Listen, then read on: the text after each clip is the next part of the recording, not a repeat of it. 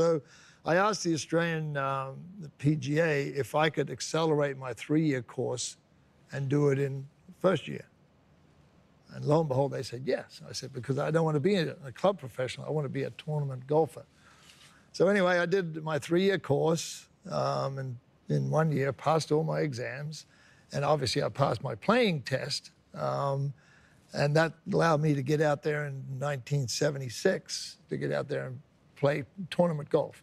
Did you hustle club members at any point? Hell yeah, I did. You did? I was making $28 a week, right? That was my salary. My first salary was 28, and this is where I came up with a 30-30-30 rule, 10.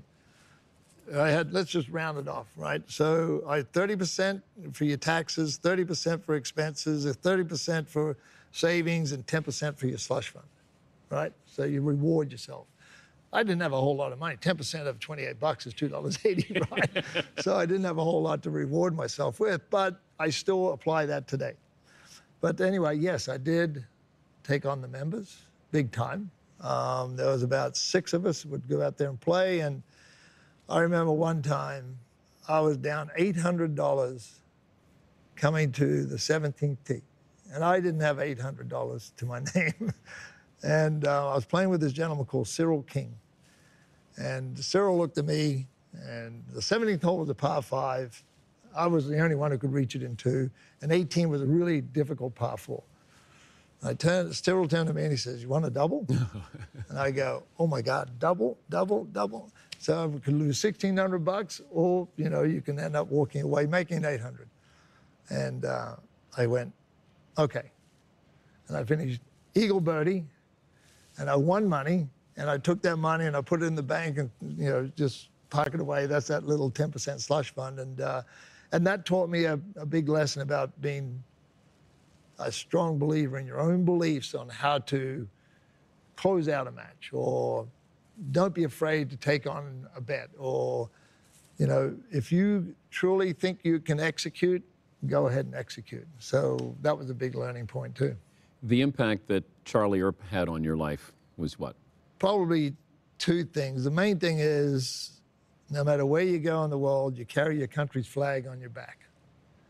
So always know you're representing millions of people who are following you wherever you go. That was powerful. And the next one was probably din and dip.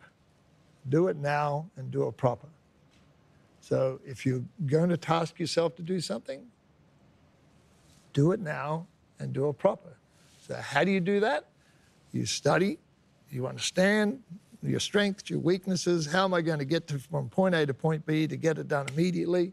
And I think that little acronym was the key to me being able to compartmentalize my life as easily as what I've been able to do.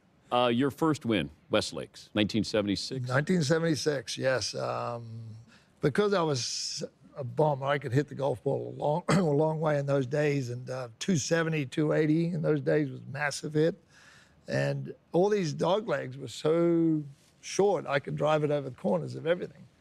And because I was such a straight driver of the golf ball, I just drove the ball everywhere I could drive it. I was driving on front of the greens, beside greens, and I, after 3 rounds, I had a 10-shot lead. And everybody's like, who is this blonde guy who's taking this golf course to pieces? And I beat a pretty strong field of American players and some of our top Australian players at the time. And so I went on and won easily.